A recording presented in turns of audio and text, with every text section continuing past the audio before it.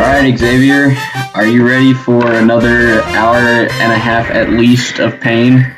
Well, when you put it that way, you make it hard to resist. They didn't even get the start date of the movie right. Did you notice that? Hold on, go back to the shoes. Are we gonna get more bullshit romance between the 9-year-old and Wallace?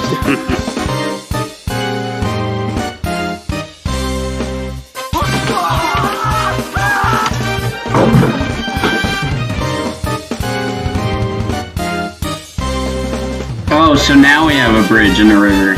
Okay.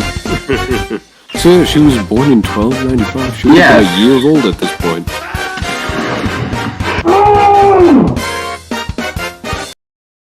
I just can't get over the fact that Wallace pulled off Bruce's helmet, supposedly. Welcome back to the Unnamed History Show. Me and Xavier are joined again to finish evaluating Braveheart. If you haven't seen the first episode, go check it out. Previously, we discussed William Wallace being knighted and the Battle of Stirling Bridge, which is where we pick off back in this movie.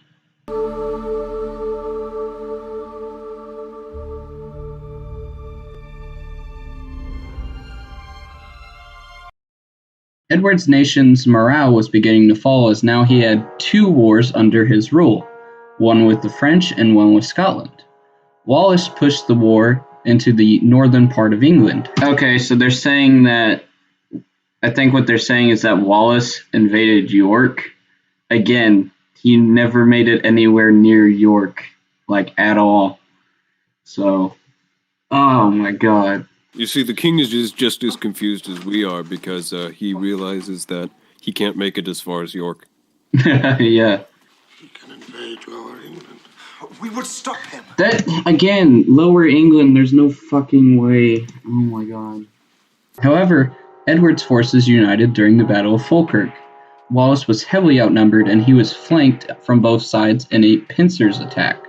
Britannica puts the numbers at, quote, some 2,500 mounted knights and 12,500 infantry, while Wallace's was, quote, 5,000 infantry and 1,000 mounted knights, end quote. Britannica also states, quote, of the battle to come, Wallace is said to have exhorted his men with the words, I have brought you to the ring, now dance if you can, end quote. The defeat was so massive for Scotland that Wallace had to later resign as the Guardian of Scotland and fleed the land. Yeah. Oh, the only shit. reason Robert Bruce actually became king is because he killed his rival. Yeah. Here's Falkirk. I want to see how they do this, because Falkirk is where shit hits the fan. I beg pardon, sire. Won't we hit our own troops? Yes. But we'll hit theirs as well. We have reserves. Attack! That's stupid. Their troops were conscripted from their peasant ranks. He's So pulling a Thanos. Sire, our troops! Just do it! They're literally... He's having his own peasants killed, and his peasants are the farmers that provide his food. Oh, here it is. This might be it here.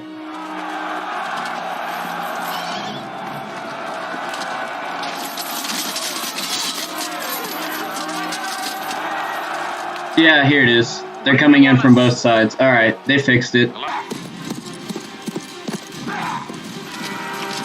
Okay, so Wallace wouldn't have gone after them. Wallace, after seeing what happened at Falkirk, left. He retreated on his own while his troops were still fighting, and then resigned as the Guardian of Scotland. And his reputation was so bad that he basically just left everybody, and Robert the Bruce took over. William Wallace killed 50 men. 50 if it was one. 100 men with his own sword. Cut through them like Moses through the Red Sea. So they would have been telling tales of him before this, but after Falkirk, like everybody hated Wallace. Like after Falkirk, like people were like, "Damn, Wallace, you really fucked up. Like you killed a lot of us out there, because we were definitely outnumbered." And yeah, he was not well liked after Falkirk. So I don't know why like they're showing him like telling story or them telling stories of him now rather than like earlier. You may be wondering why I haven't brought up the French yet when Scotland had an alliance with them. In fact, I stated earlier that the alliance was one of the major causes of this conflict in the first place, as it was seen as a equivalent of a declaration of war with Britain. Well, Wallace actually went to the French in 1299 asking for assistance, but the French pulled the ultimate military strategy. Now end this! Sorry to disappoint you, Yugi. Huh? You triggered my trap card! France was dealing with its own rebellion with the Flanders and asked for Edward to assist. Therefore, they could not attack the British or assist Scotland in any way. This led to the ultimate downfall of Scotland in the war. Wait, I thought the French were on the side of the Scottish. So it depends on what time period or like what year this is. Because I explained in the script, there was a time when Scotland went to France after they've like signed this treaty, which they haven't shown yet. Scotland hasn't gone to France yet. But when Wallace goes to France, France like pulls an Uno reverse card, and France is like, "Hey, we're dealing with our rebellion of our own, England. Like I know like we hate each other, but Edward, homie, if you want to help us out with this little French rebellion over here, then we won't help the Scots out." And Edward was like, "Bet." And so Edward started helping out France with their rebellion. And so whenever Wallace went to France, France was like, "Can't do anything for you, bud. Edward just helped me out, so yeah." But are they supposed to? Did they ever actually help the English at any point? Like the French, I don't think the French actually helped the British. They just didn't get involved with Scotland, if that makes sense. So they helped by not doing anything. So the English having French troops would be inaccurate, I would say. Yeah. The French just kind of like stayed back. In 1304, Scotland officially surrendered and accepted King Edward I as its ruler, the only exception being Wallace, who proceeded to do the following. Alright, chums up. Ready, guys? Let's do this. Leroy Dragons! According to BBC, he then, quote, was declared an outlaw, which meant his life was forfeit and that anyone could kill him without trial, end quote. When he was captured, he had the harshest of penalties. Warning, what I'm about to say is very graphic. He was first drawn, which first meant dragged through England by a horse. After this, he was hung but kept just alive in order to torture him even further. They cut him up while he was slowly being hung to death, and after he died, they cut him into tiny pieces or quartered him and disemboweled him, burning his liver, heart, and other organs. And this isn't even the end. To make him even more of an example, they cut off his head and left it intact so that it could be put on a pike in London Bridge for the display of disobedience. However, this had the reverse effect the English wanted. By creating such a cruel punishment and displaying Wallace, they actually made him a martyr for freedom. I don't want to be a man. No, all right. I want to live. Well, you did, so... in peace. Why is he not being dragged by a horse? So this movie is rated R, and Mel Gibson also has a reputation for liking torture scenes. So I'm surprised that like they're not actually torturing William Wallace like the way that he was tortured. Well, you know what? This movie hasn't gotten anything else right, so Yeah, he would have like I'll explain in the script what would have actually happened to him, but he's not going to be like yeah. why does it look like they're throwing completely healthy and edible vegetables at him? I don't know. Yeah, they were throwing like cabbages and stuff. It It's looked like historical to throw like cabbages and tomatoes and potatoes at people, but only if they were rotten. like and rotten inedible. ones. It's a Yeah. waste of food to throw healthy ones. Shortly after Wallace's death, Robert the Bruce took the reins for independence in 1307. Edward died, and BBC states, quote, Edward was so obsessed with the Scottish wars that he ordered that he should not be properly buried until the Scots were conquered. So he remains to this day entombed in a lead casket in Westminster Abbey, end quote. In 1314, Robert the Bruce was seen by all of Scotland as its king, and became independent. Edward II, England's new king, tried to fight back at the Battle of Bannockburn, but failed miserably, giving Scotland essentially independence, but still not official. BBC puts it best, saying, quote, in 1328, England fell into crisis after the deposition and murder of Edward II, a man not fit to be king in many of his countrymen's eyes. Bruce seized the moment and launched an invasion of northern England, threatening to annex it to Scotland. It was a successful ploy. Edward III of England was forced to recognize Bruce's kingship and Scotland's independence. The war was won. Then, in 1707, Scotland signed a treaty to become part of the UK again, so all of this was basically pointless. And Wallace is probably rolling in his grave. Say something about being buried. Say something about being buried.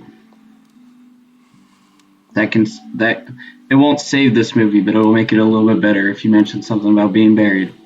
He's not even supposed to die until after the Second Rebellion starts.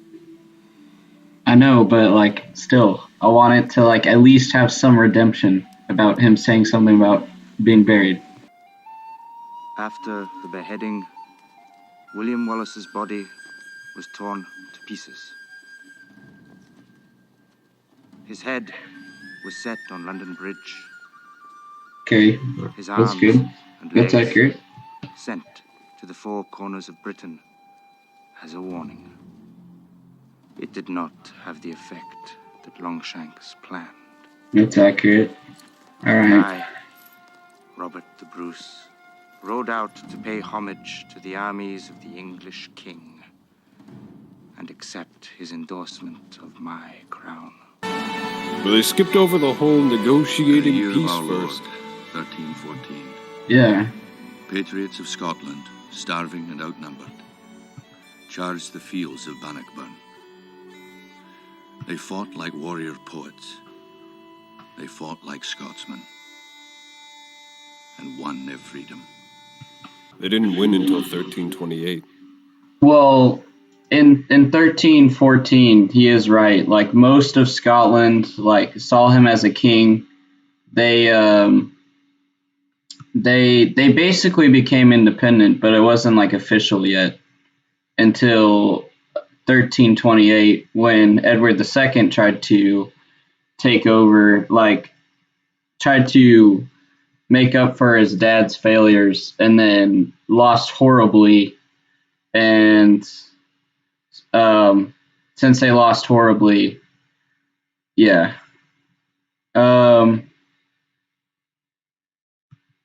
Yeah, after the English failed horribly in 1328, that was basically when they like quote unquote officially became independent because everybody saw that the English had lost by that point.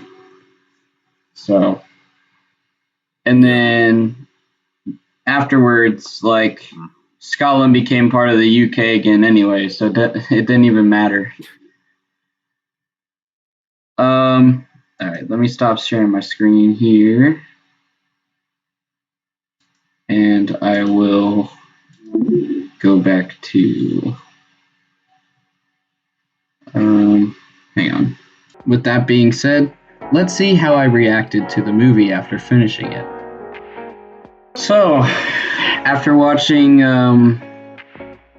this horrible excuse for Scottish history, what would you rank it historically wise?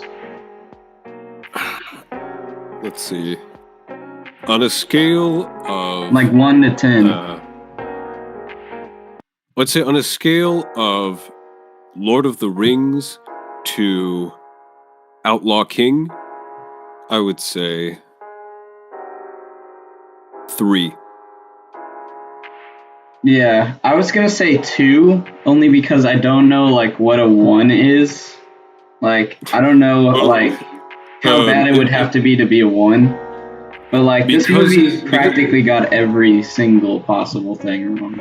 So because it's based on a historical event, and because it has historical named characters, and because it references actual historical events, it has more than a 1. But because everything else is wrong, it's less than a 4. Yeah, it's just this movie, like, they could have done like so much better as well. Like I said, like I mentioned in the script, like after watching it, I would say like how I would make the movie. So Mel Gibson, it's a Mel Gibson movie, and so Mel Gibson is like the main character. Oh, I just hit my mic. I'm sorry. Are we still recording? Yeah. Okay, good. Just making sure. Like, because it's a Mel Gibson movie, like Mel Gibson's the main character. But if I was like Hollywood, I would have given it to another director. That way it's not just like Mel Gibson the whole movie.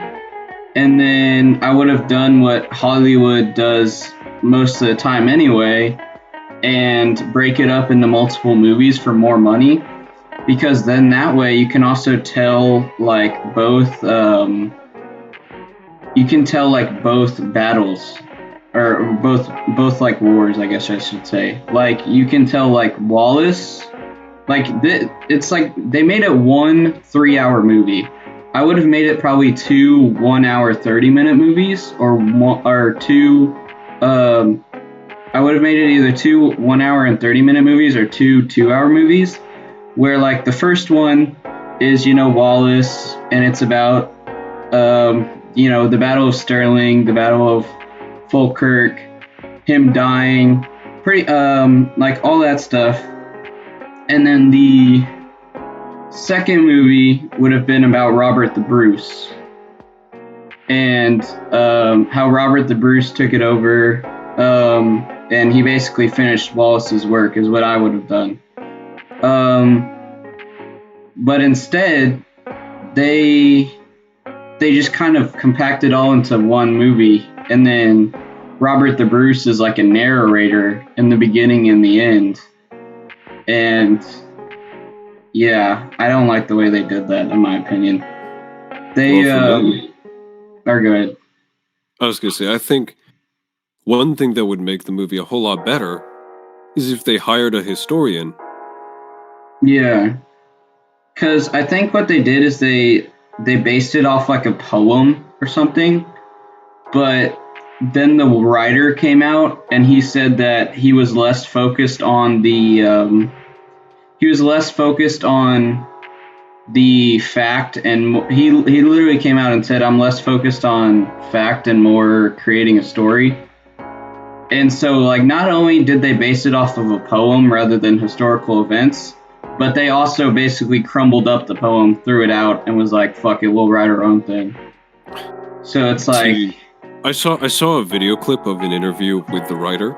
Yeah. And what he said was something like I didn't want to tell a story about facts and numbers. Yeah. I wanted to tell a story that I had I had heard in my childhood and wanted to reimagine it. But like, when you create a story based on a historical event, if you don't represent history properly, then you're essentially teaching history the wrong way. Yeah. So people will assume that this is a realistic interpretation. So you need you don't have to, of course, you have the right to do whatever you want. Yeah. But like it's sort of your responsibility to make it realistic in the most ways that you can. You can still make a good story with a realistic setting and real history behind it and real numbers behind it.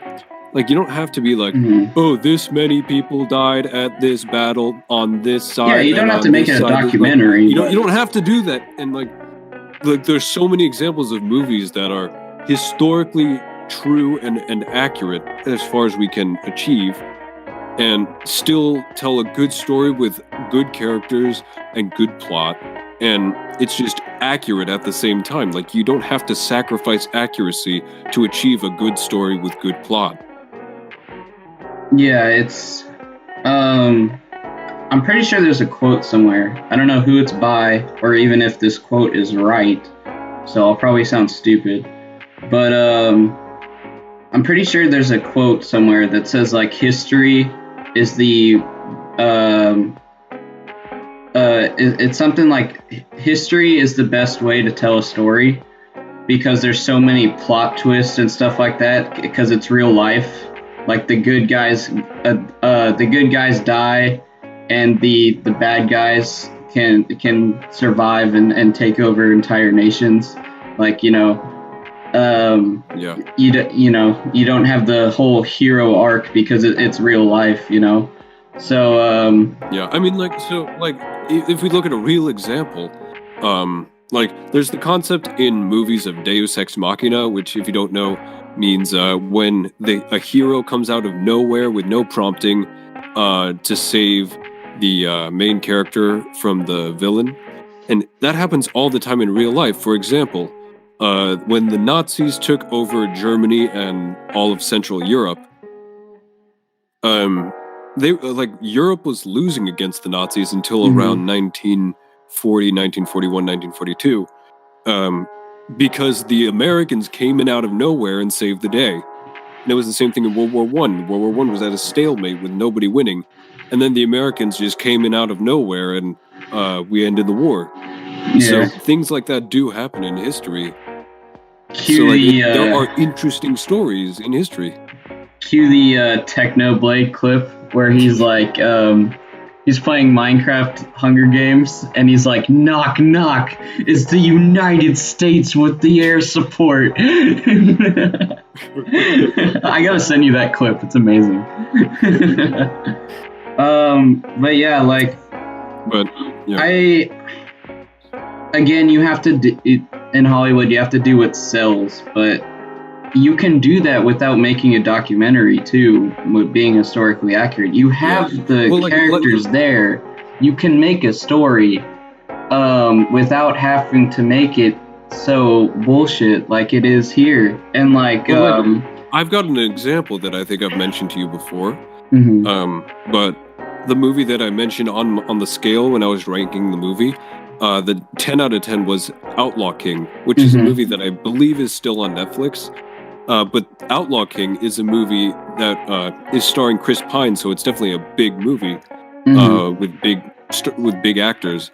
And it's about the second Scottish rebellion after Robert the Bruce took over, and Chris Pine plays Robert the Bruce. And that movie has a really interesting story, and it has all the bloody action scenes, and it has all the stereotypical Scottish stuff. And has all the castles and the knights, but it does it for the most part historically accurately. Like, of course, the combat scenes are not very good because real life combat is a bit boring compared to Hollywood fake combat. Yeah, and it's hard to train people in realistic combat in a short amount of time.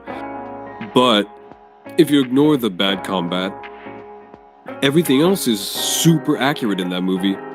And it's still an entertaining movie. It's a shorter movie than this one, and it encaptures almost the same amount of time. Yeah, like with the whole combat thing, like whenever you get like up close, like person on person, like it's a lot harder to be like accurate, but you can at least show like tactics and stuff like that. Like in Braveheart, they showed like at Falkirk, they kind of showed the pincers in like a kind of way, where like they basically just like had. It almost looked like the same shot. It might be like where they showed them coming in from the left, and then like almost the same shot, but like rotated horizontally. And so like that's supposed to show them coming from like the left and the right. But like other than that, like every other battle scene, it's just like them kind of charging at each other. And like Stirling Bridge, like there wasn't even a bridge or a river there. Like, like I would have. You could at least put a river. You don't need the bridge. Just put the river at least. Yeah.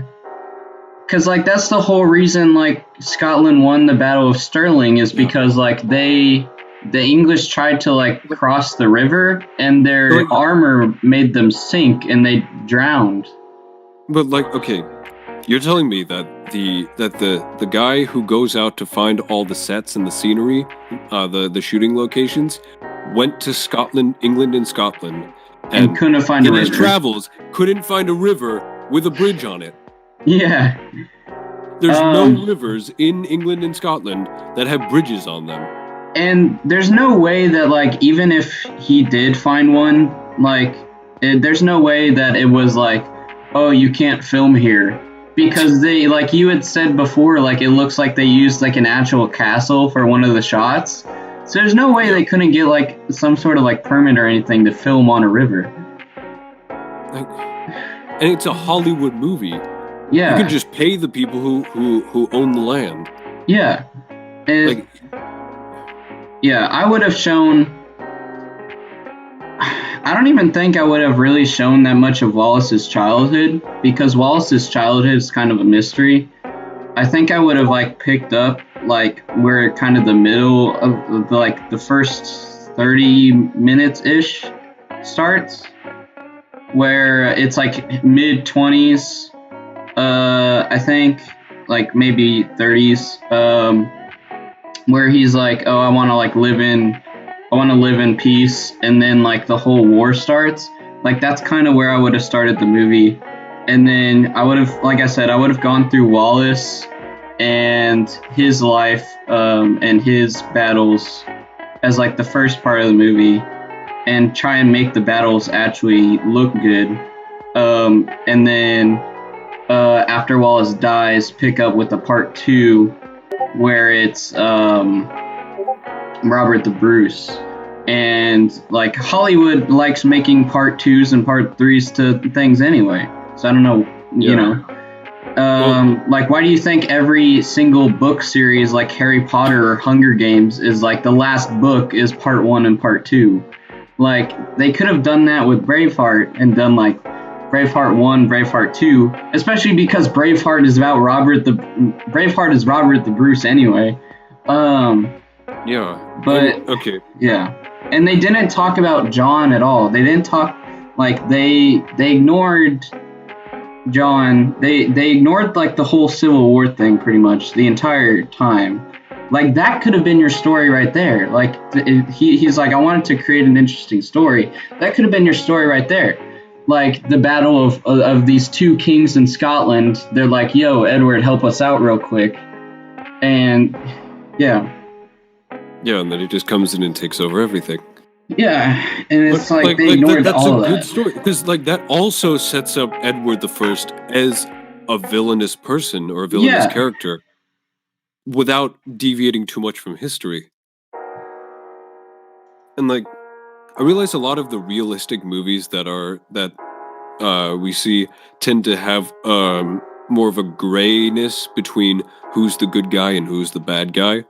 But you don't, like, in this specific case, you can paint Edward I as the bad guy without deviating from history, because even though historically it's not as clear who's good and who's bad in any situation, but in this specific case, you can create the story where you give the perspective that King Edward is the bad guy without deviating from history. So there's no reason why they couldn't have done that.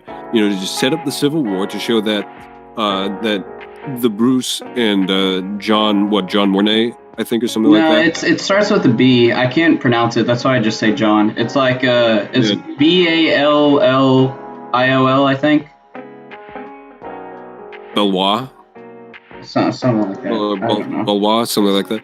I'll put it on screen. Like these two it's John Scottish B. Lords are having this civil war, so that creates one conflict, and then you bring in the king to help them, and then he's painted as the bad guy because he takes over the entirety of Scotland, and that's the uniting factor that creates the civil or the rebellion against the English crown. Like, it's not that hard to make a story out of this history. Yeah. There's a reason why the word history has the word story in it. Yeah. Again, actually, I kind of it's based off of a Latin word, but that's not the point. Yeah, I don't know what else I have to add. Like they could have done the battle so much differently. They ignored the Civil War. They pretty much ignored Scotland and France for a lot of the movie. It's just a bad movie. Like, even if I'm talking out of historical context, like, this movie to me, like, I know it won like 5 awards or something like that. It wasn't even that entertaining to me because they had such a good, again, like you said, like they had such a good foundation with the Civil War and Edward I, and they were like, yeah, fuck it. See, you probably noticed I was yawning a lot during this movie. Yeah, like I yawned like a couple times during this recording, but not yesterday's recording, because well, one, I woke up early in order to record this. Like, we started at like 9 a.m., which isn't too early, but still. But like at the same time, like after the Battle of Stirling, it's really slow and like repetitive for sure. Yeah, it's like oh here it again, you like you just, it's exactly what you just said. It's repetitive. It's like, oh, we got to make truce with England. No, we're gonna battle them instead. Oh, well, maybe we can make truce with them now and things will be okay. No, we're going to battle. Fuck a truce. And you know how they end the movie? They end the movie with, oh, let's go make a truce with England. Nope, let's fight them instead. They end the movie that way too. It's the same thing over and over. And here's the thing.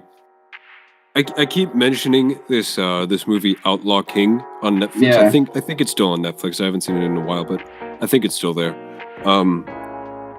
If you are into this type of movie, like about the Scottish Rebellion and all that, I implore you to watch Outlaw King, because it will give you a generally, for the most part, historically accurate depiction of not only the time period, but also the events that took place during the Scottish Rebellion from the Scottish perspective.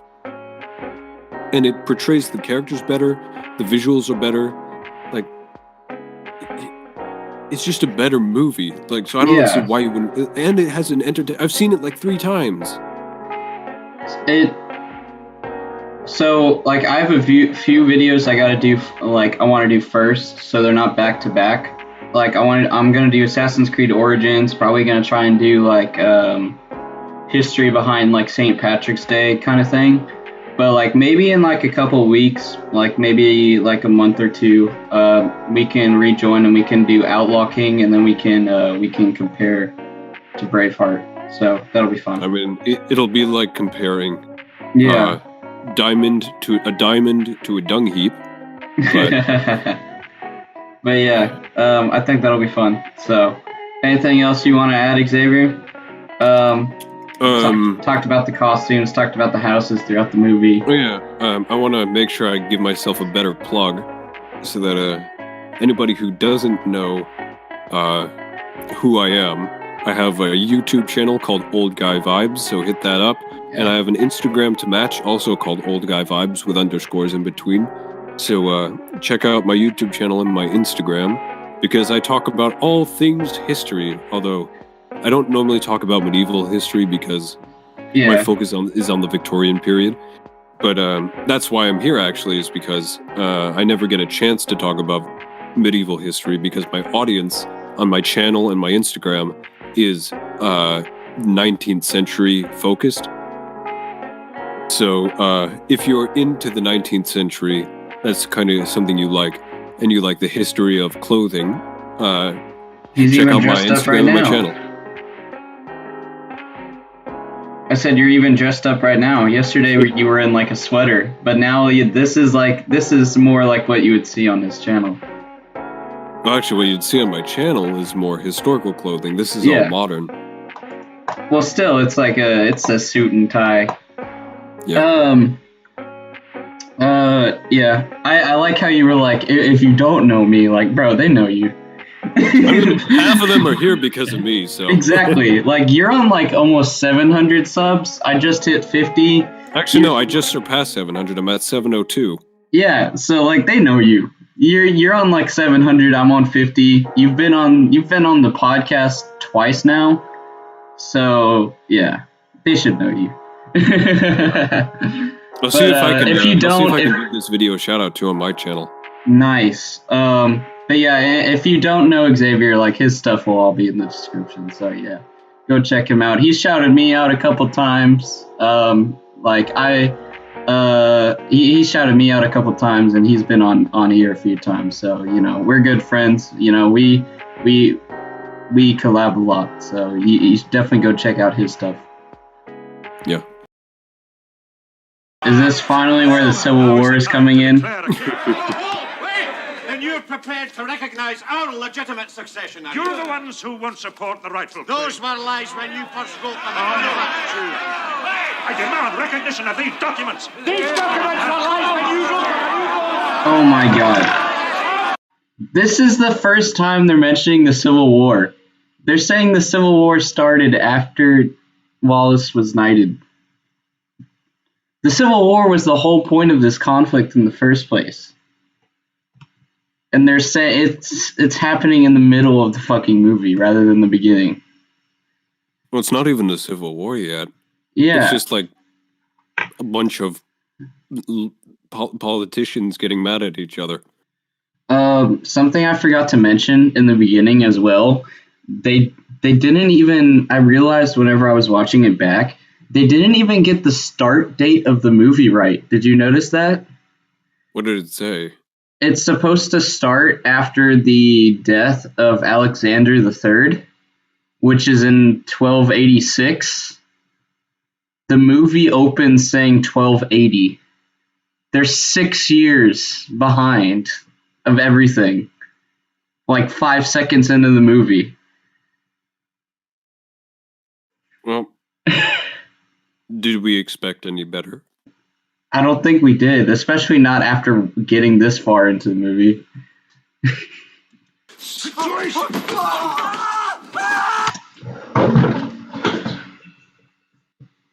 I know you couldn't see Xavier because my webcam on Discord doesn't work, but I literally paused and got up.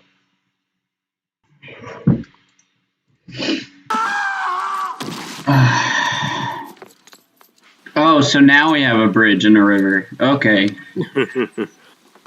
That's not even a bridge. That's just a raft. A barge. Yeah. Your journey grants you title, estates, and this chest of gold, which I am to pay to you personally. A lordship and titles. Gold. Pause here for a second. The vast majority of wealth in this period was not measured in valuable metals, especially gold.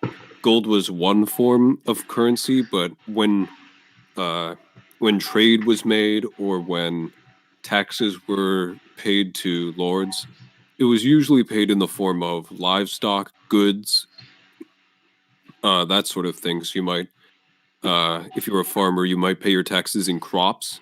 If you were an animal farmer, you might give up some of your chickens or a pig. If you were a tradesman, you might give up some of your products. If you were a lumberjack, you would provide lumber. If you worked in a quarry, your taxes would be from your stones. Like, it was a very barter-based system. So the amount of gold that a king would possess would be very minimal, actually. And this chest of gold would be probably the entirety of the king's gold wealth. It's almost like the bartering system, except there's no bartering, you're just paying taxes. Yeah. I mean, people did use gold as currency. There was like coin currency at the time. But you wouldn't have that much of it. Like, one piece of gold was worth a lot. Yeah. So, the amount, like, a chest of gold is a lot of gold. That's like half of the king's wealth right there. Yeah, not to mention that I'm pretty sure she was like 9 at the time. So yeah, she was born in 1295. She would have been a year old at this point. Well, this is later in the war. I don't think it's still 1296.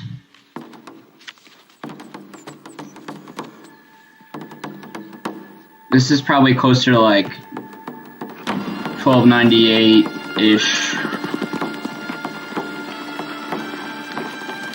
Well, we don't have any way to find a time reference because they never actually... Yeah, they showed us...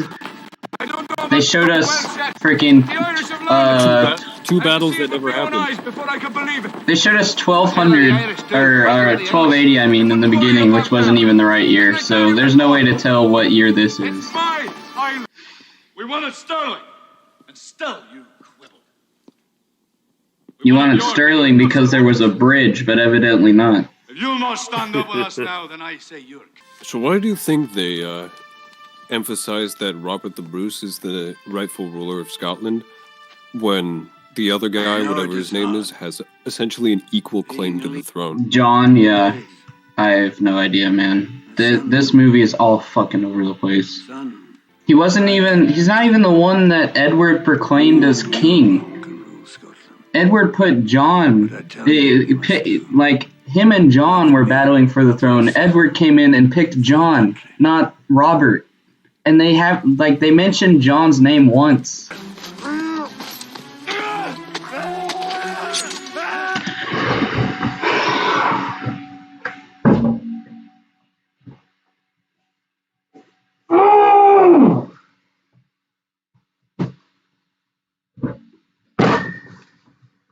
Robert the Bruce took over after Wallace. Why would he... They're showing that Bruce portrayed them, which he did, but like not until like way later. Like, Bruce took over after Wallace. There's no way he would be...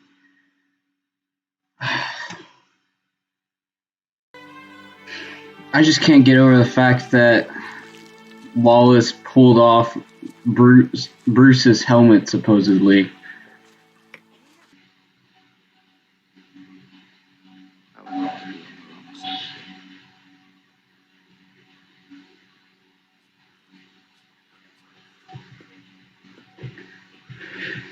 That is until he negotiates an alliance with England and marries the king's niece. Yep. Bro, she was like 10, and she was also in France while this... She wasn't even in Scotland. Stop it. Leave me. I said leave me. Are we gonna get more bullshit romance between a 9-year-old and Wallace? A 9-year-old who's not even in England. Yeah. Is there some sort of pen pal relationship? She'll be 16 by the time the letter actually gets to her. To confess all and swear.